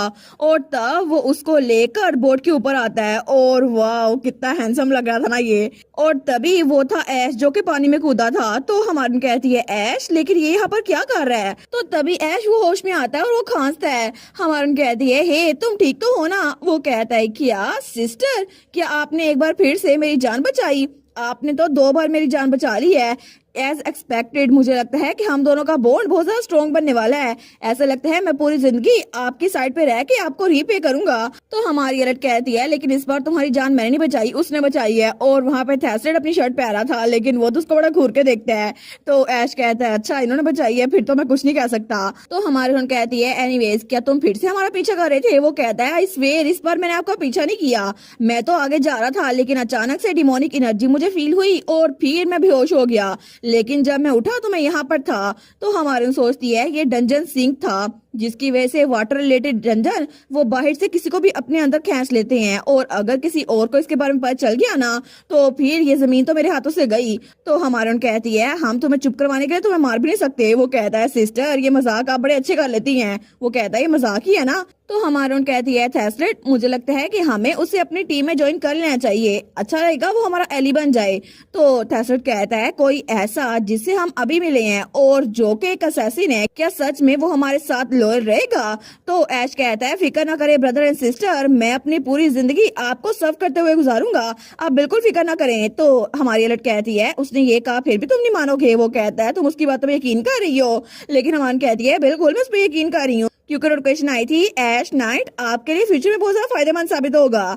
तो थेस्लेट कहता है ऑल राइट अगर तुम कह रही हो एलेट तो फिर हम उसको ज्वाइन करवा लेते हैं। वो कहता है थैंक यू ब्रदर और मैं आप दोनों को डिसअपॉइंट नहीं करूंगा। ना सिर्फ असैसिनेशन मैंने तो scouting, tracking, pick pocketing, fraud और गैम्बलिंग में भी मास्टर किया हुआ है। अगर आपको मुझसे कुछ भी चाहिए ना मुझसे पूछ लें। तो हमारी एलेट कहती है सच में। तो सबसे पहली चीज जो मुझे तुमसे चाहिए वो है फिशिंग। और तब उसके हाथ में फिशिंग डॉट थी। तो वो कहता है मैं इसको माइंड तो नहीं कर रहा लेकिन क्या इस डंजन में हम फिश करने के लिए आए हैं, सब्जुगेशन के बारे में क्या। हमारी कहती है सब कुछ जरूरी है तो तभी हमारी लड़की कहती है, थैसलेट मुझे याद आया, तुमने भी तो मेरे वाले डंजन में एस्टर और विलो से फिशिंग सीखी थी ना। वो कहता है, बिल्कुल। उस वक्त मुझे उनके कोई अल्फाज समझ में नहीं आ रहे थे, लेकिन मुझे लगा था शायद कुछ ना कुछ तो मैंने सीख ही लिया है और इस बार मैं श्योरली कोई फिश पकड़ लूंगा। और वो वही फिशर रोड था जो कि उसे एस्टर ने दिया था, उसी स्केल्टन ने। वो कहता है, मैं बहुत बड़ी मछली पकड़ूंगा। लेकिन थोड़ी देर बाद एक मछली पकड़ी भी जा चुकी थी, लेकिन उसे पकड़ा था ऐश ने और ये उसकी 5वीं मछली थी। वो कहता है, मैंने एक और पकड़ ली, अब मैं क्या करूं? मुझे लगता है सिर्फ मैं इसको एंजॉय कर रहा हूँ और थैसलेट बेचारे के हिस्से में एक भी मछली नहीं आई थी। तो एग्नेस कहती है, एलेट मुझे लगता है कि हॉबीज अच्छी चीज है, लेकिन क्या हमें इस डंजन को सब्जुगेट नहीं करना? तो पीछे से ऐस तो कही जा रहा था, अगर मेरी जॉब चली गई ना तो मैं तो एक फिशरमैन बन जाऊंगा। मुझे लगता है मुझे अभी से स्टार्ट कर देना चाहिए। लेकिन एग्नेस कहती है, मैं तुमसे इस डंजन के बारे में बहुत कुछ पूछना चाहती हूँ, लेकिन अब ये ऐश यहाँ पर है तो मैं तुमसे कंफर्टेबली बात नहीं कर सकती। लेकिन तभी थैसलेट कहता है, एलेट मुझे लगता है यहाँ पे कोई पहली बार आया है ना, तो तुम उसे एक्सप्लेन कर सकती हो डंजन के बारे में।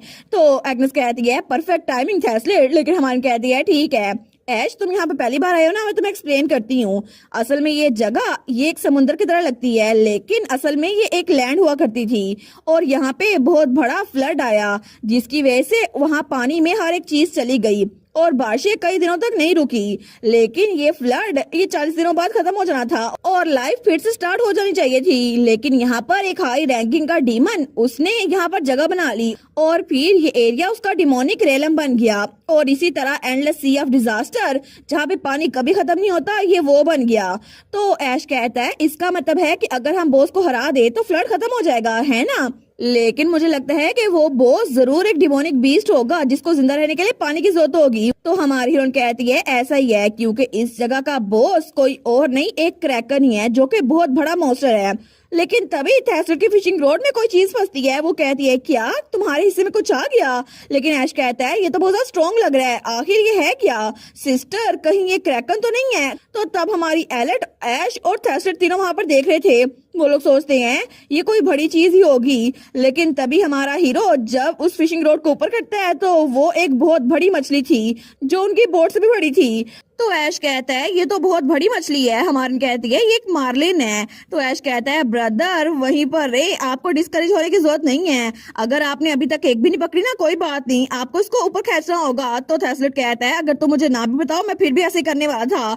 लेकिन तभी वो फिश को ऊपर खींच रहा था तो वो फिश उनकी बोट को ही लेकर दूर जा रही थी। हमारन कहती है, बोट तो धकेली जा रही है, लेकिन यहाँ पर हम जिस एरिया में पहुंच गए हैं ना, तो तभी नोटिफिकेशन आई थी, आप मिस्ट ऑफ बिविल्डरमेंट एरिया में पहुंच चुकी हैं और वहां इर्द गिर्द धुंध धुंध थी। तो ऐश कहता है, एटमॉस्फेयर तो चेंज हो गया है, मुझे यहाँ पर कुछ भी नजर नहीं आ रहा फॉग की वजह से। क्या हम लोग ठीक रहेंगे सिस्टर? मुझे लगता है कि हमारे इर्द गिर्द बहुत सारी चीजें हैं, मुझे किसी की प्रेजेंस फील हो रही है। लेकिन तभी वहां पानी के अंदर से किसी के गाने की आवाज आ रही थी। तो ऐश कहता है, क्या इतनी खूबसूरत आवाज? मुझे लगता है कि ये आवाज मुझे अपने काबू में कर रही है। तो तभी हमारी हीरो उसके कान के पास ताली बजाती है। वो कहती है, उनके काबू में मत जाना। और तभी वो अपना मैजिक यूज करती है, ब्लेसिंग ऑफ प्रोटेक्शन, जिसकी वजह से थैसलेट और ऐश दोनों के कानों में वो मैजिक हो गया था। तो ऐश कहता है, मुझे लगता है अब मुझे इस गाने की आवाज नहीं आ रही। लेकिन तभी पानी में बहुत सारी मछलियां तैर रही थी। तो हमारन कहती है, उनकी आवाज बहुत ज्यादा खूबसूरत है लेकिन उतनी डेंजरस है।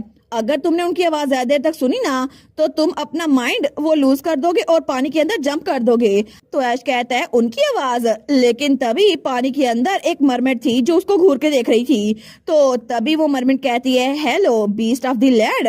तो ऐश कहता है, मरमेड्स? अच्छा, तो ये मरमेड्स हैं। और वहां पर उस कश्ती के इर्द गिर्द बहुत सारी मरमेड्स जमा हो गई थी। तो वो कहता है, इतनी सारी? लेकिन मैंने जो प्रेजेंस फील की थी वो इनकी थी, तो क्या इसका मतलब है हम लोग खतरे में हैं? तो हमारे उन कहती है, ये सी स्पिरिट्स हैं जो कि करप्शन में नहीं पड़ी और ये इंसानों की तरफ इतनी भी फ्रेंडली नहीं है, लेकिन तुम इनसे बच के रहना ताकि तुम्हें खा ना जाए।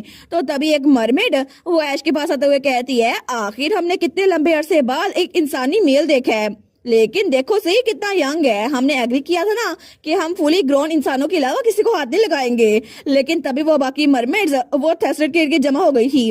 वो कहती है, इधर तो देखो, ये लड़का तो बड़ा हैंडसम लग रहा है। दूसरी कहती है, तुम तो बड़े बिजी लग रहे हो, हमारी तरफ नहीं देखोगे? अगर तुम इस फिश को चाहो तो हम तुम्हें पकड़ के दे सकते हैं। लेकिन तभी वो दोनों मरमेड्स हमारे थैसलेट को हाथ लगाने लगती है। तो हमारी एलेट उसको तो बिल्कुल भी अच्छा नहीं लग रहा था, वो जेलस हो रही थी और तभी वो डिवाइन पनिशमेंट यूज करती है जिसकी वजह से पानी में बिजली गिरती है। लेकिन तब सारी की सारी मरमेड्स वो बेचारी वो सारी तो भून चुकी थी। तो ऐश कहता है कितनी डरावनी है ना आप, तो ऐसा होता है जब आप सिस्टर के मैन को हाथ लगाएंगी। तो हमारन कहती है अगर तुमने बकवास बंद नहीं की ना मैं तुम्हें पनिश कर दूंगी। लेकिन तब वो कहती है ये इतना भी स्ट्रॉन्ग नहीं था, वो लोग सारी जिंदा होंगी।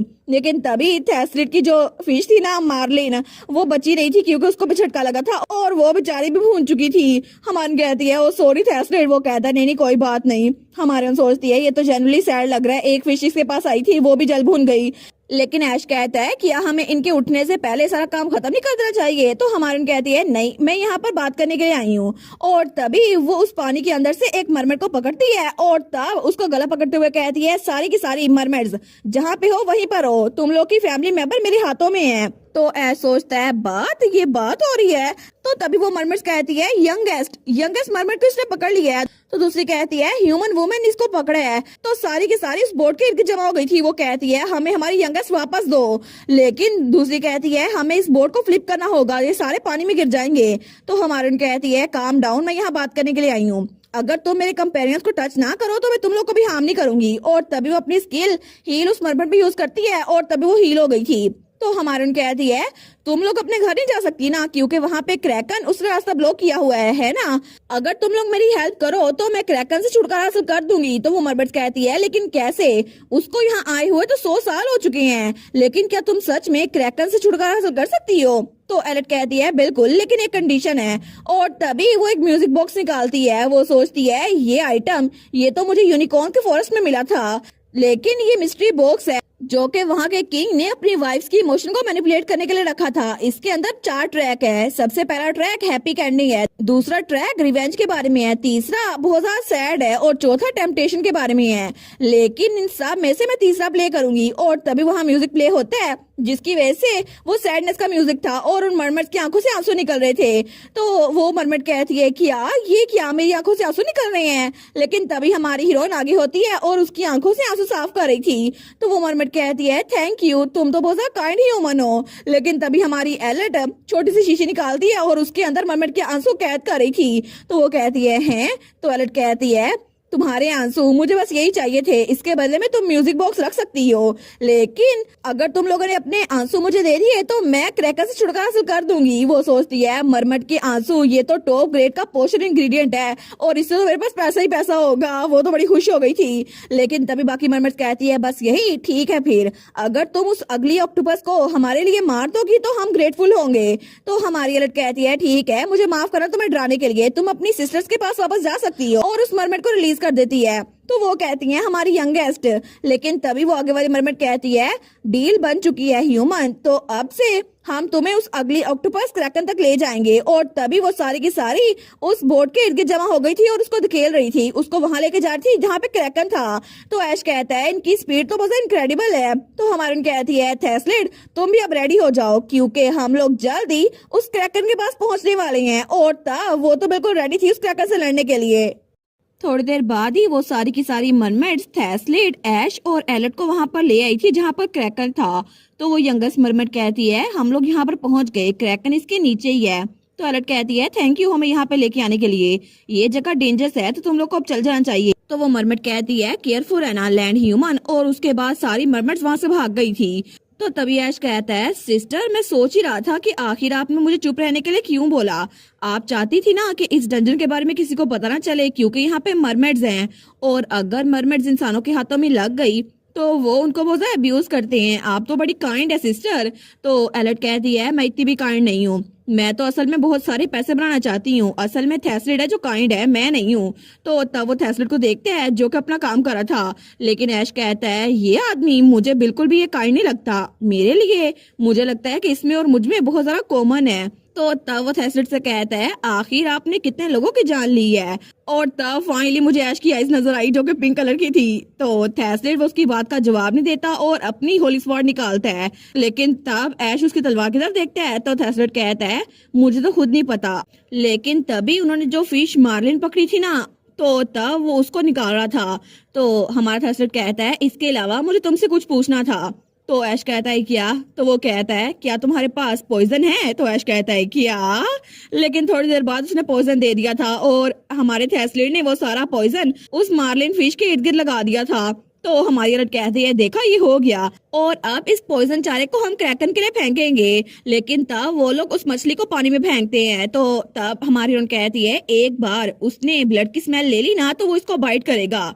तो ऐश कहता है अच्छा तो आप इसलिए मछलियां पकड़ने के लिए कह रही थी ताकि उस पे जहर लगा के क्रैकर के लिए चारा बना सके। लेकिन इससे मुझे याद आया आपने तो इसी रस्सी से जिससे इस मछली को बांधा है ना मुझे भी धमकी दी थी। तो तब हमारी औरत कहती है थेस्लिड जब क्रैकर इस चारे को बाइट करे ना तो तुम अपनी डिवाइन पावर और ओरा हाफ स्ट्रिंग के जरिए उसमें भेजना और अटैक करना, ठीक है? और ऐश का डेडली पॉइजन वो भी हेल्प करेगा क्योंकि हमें क्रैकन को हराना है। लेकिन इसका आउटर शेल बहुत ज्यादा टफ है तो हमें उसकी टांगे काटनी पड़ेंगी, ठीक है? और तब वो ऐसे भी कहती है ऐश मैं उसकी अटेंशन ड्रॉ करूंगी तो तुम इस दरमियान शिप को प्रोटेक्ट करना। तो ऐश कहता है ठीक है, लेकिन ऐसा करने से हम लोग तो बिल्कुल टीम की तरह लगते हैं। तो हमारी कहती है हम लोग यहाँ मजे करने के लिए नहीं आए। लेकिन तभी वहाँ पर पानी थोड़ा सा उछल रहा था। तो एलेट कहती है ठीक है अब वक्त हो गया चलो शुरू करते हैं। और तभी पानी की सतह बहुत ज्यादा बुलंद हो रही थी। तो तभी नोटिफिकेशन आई थी warning Whirlpool of rapid currents वो हो रहा है। और तभी वहाँ पानी के अंदर से क्रैकन की टांगे बाहर आती हैं जो कि बहुत ज्यादा बड़ा था। लेकिन नोटिफिकेशन आई थी dungeon master demonic realm rank 610 Kraken जिसने सेवर को ब्लॉक किया हुआ है वो अपेयर हो गया है। तो तभी हमारी हीरोइन वो वहां पर फिर से अपनी पावर यूज करती है और टारगेट इंग्रेव कर रही थी। वो कहती है जजमेंट प्रोक्लेमेशन एब्सोल्यूट एग्जीक्यूशन।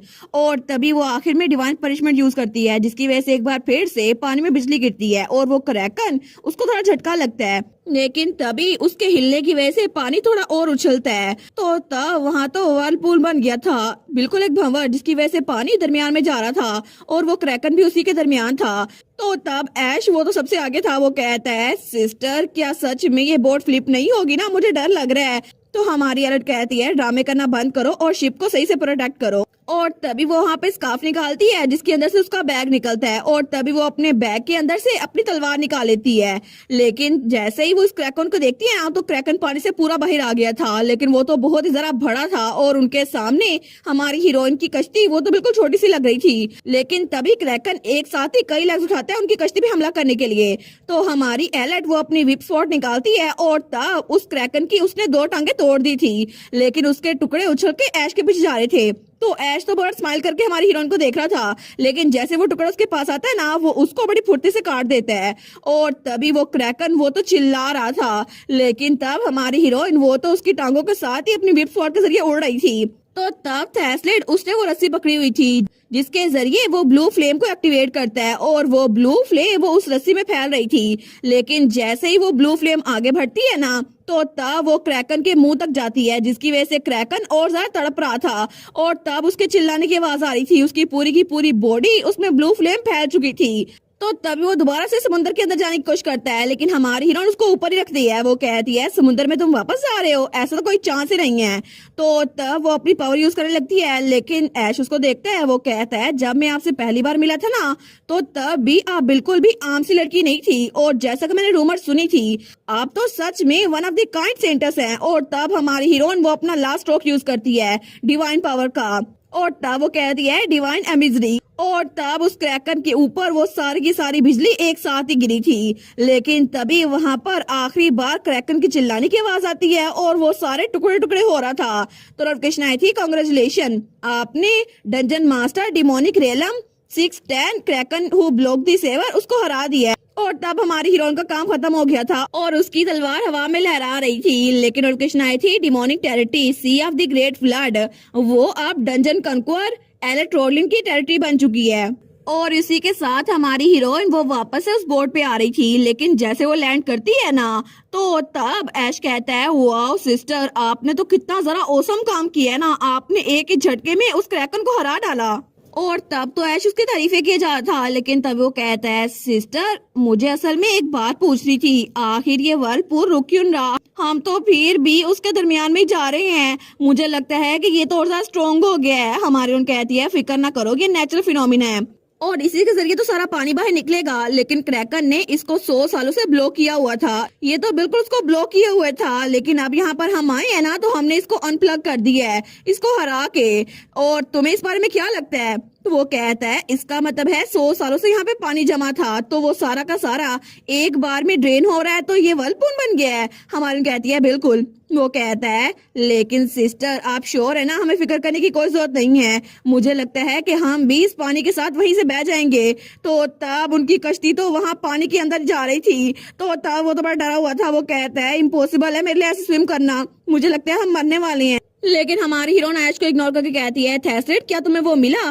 तो थैसलेट कहता है नहीं अभी नहीं, लेकिन उनकी कश्ती तो बार बार पानी के अंदर ही जाई जा रही थी। तो थैसलेट कहता है बस थोड़ा सा और, मुझे लगता है बस थोड़ा सा और। लेकिन तब ऐश बेचारा वो कहता है मुझे नहीं पता आप लोग क्या सोच रहे हैं, लेकिन जल्दी करें ना, ये अच्छा नहीं है कि मैं अपने आप को मौत के मुंह में जाता हुआ देख रहा हूँ, प्लीज ये तो बहुत क्लोज है। लेकिन तभी वहां पर समुद्र के पानी में वहां उनको एक चट्टान नजर आ गई थी। तो थैसलेट कहता है देखा वो मिल गई। तो हमारी कहती है ऑल राइट, और तभी वो ऐश को पकड़ती है। लेकिन तब उनकी कश्ती वो पानी के बिल्कुल दरमियान में जा चुकी थी, लेकिन वो लोग बच गए थे। तो ऐश कहता है चलो शुक्र है हम लोग तो बच गए। और तब तक वहाँ पे सारा का सारा पानी वो गायब हो चुका था, उस ड्रेनेज में जा चुका था। और तभी वहाँ पर सूरज भी निकलता है, लेकिन एलेट ने ऐश को पकड़ा हुआ था और थैसलेट वो भी उस चट्टान के ऊपर था। वो कहता है चलो बच तो गए ना हम। और तभी वो लोग नीचे आते हैं और तब वो क्रैकर उसकी बॉडी गायब हो रही थी। तो हमारी कहती है देखते हैं कि सब्जुगेशन के रिवार्ड्स क्या हैं। लेकिन जैसे वो लोग वहां पर देखते हैं तो पहले एक बुक पड़ी हुई थी। हमारी कहती है थैसलेट ये एक स्किल बुक है, क्या तुम्हें चाहिए? तो थैसलेट कहता है नहीं मुझे ये नहीं चाहिए, मुझे लगता मुझे ये चाहिए होगी। तो हमारी हीरोइन जैसे इस बुक को खोलती है ना, तो वहां पे लिखा था सोलमन डार्कनेस, इसकी वजह से किसी टारगेटेड एरिया में लाइट ब्लॉक हो जाएगी और इसकी वजह से एब्सोल्यूट डार्कनेस का जोन क्रिएट हो जाएगा। हमारी कहती है इसी वजह से शायद थैसलेट को ये नहीं चाहिए, क्योंकि इसकी वजह से डार्कनेस क्रिएट होती है। लेकिन थैसलेट को तो अंधेरे से डर लगता है ना। वो कहती है ठीक है तो स्किल को मैं ले लेती हूँ। तो ऐश कहता है सिर्फ एक स्किल बुक, हमने एस क्लास के बॉस को हराया है, ये स्किल बुक तो बहुत ज्यादा छोटी है, आपको लगता कि यहाँ पे कोई और भी स्किल होनी चाहिए थी। और तभी वहाँ पर उसके पाँव के करीब एक बोतल पड़ी हुई थी। तो हमारे उन कह दिया अच्छा मुझे लगता है ये बड़ा डिसअपॉइंटिंग है, लेकिन तब वो स्माइल कर रही थी। तो तभी वहाँ पे गेट अपेयर हो गया था। वो कहती है अब देखो ना करने के लिए कुछ भी नहीं बचा, तुम वापस क्यों चल जाते? वो कहता है क्या मैं?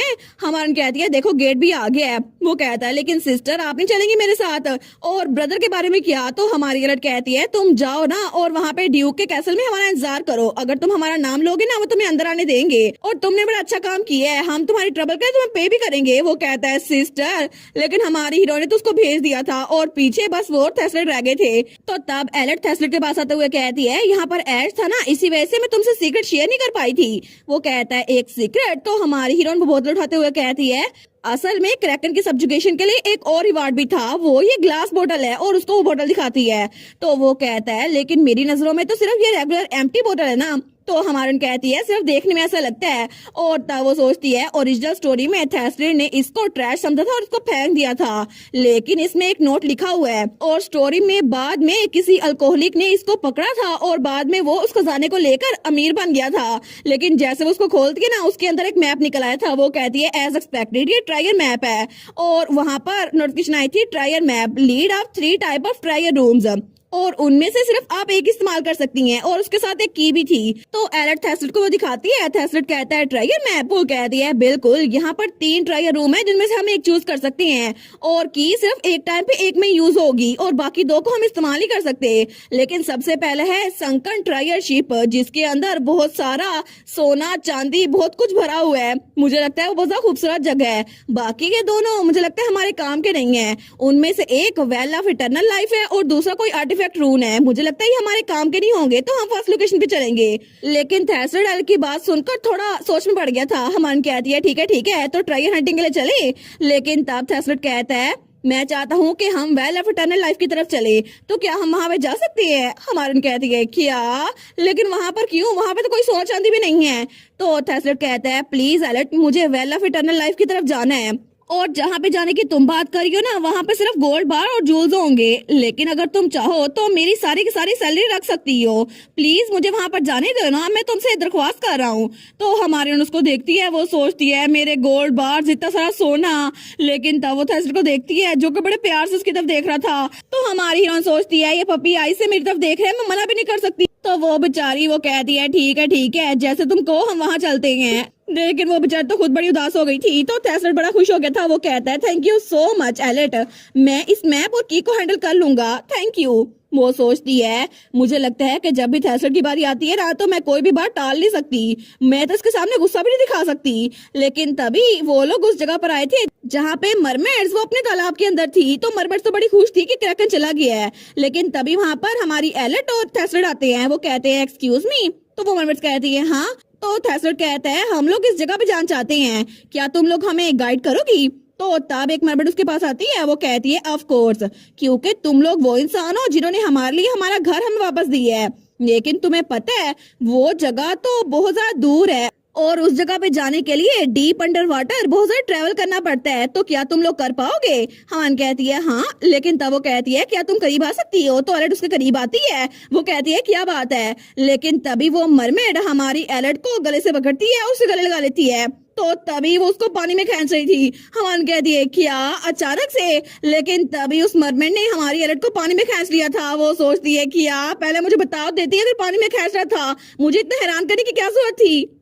और इसी के साथ ये पार्ट खत्म। लेकिन ये मानवा ये ऑनगोइंग है तो अब वीक में सिर्फ एक ही एपिसोड आया करेगी और जब आएगी मैं सिर्फ तभी एक्सप्लेन कर पाऊंगी। लेकिन आगे की एपिसोड्स बहुत बहुत बहुत ज्यादा इंटरेस्टिंग होने वाली है क्योंकि एक बहुत बड़ा राज खुलने वाला है और तब हमें पता चलेगा कि वो फ्लॉपी डिस्क का राज क्या था और आखिर थेस्लेट को इतना सब कुछ कैसे पता और रीड की आइडेंटिटी और आगे क्या होने वाला है।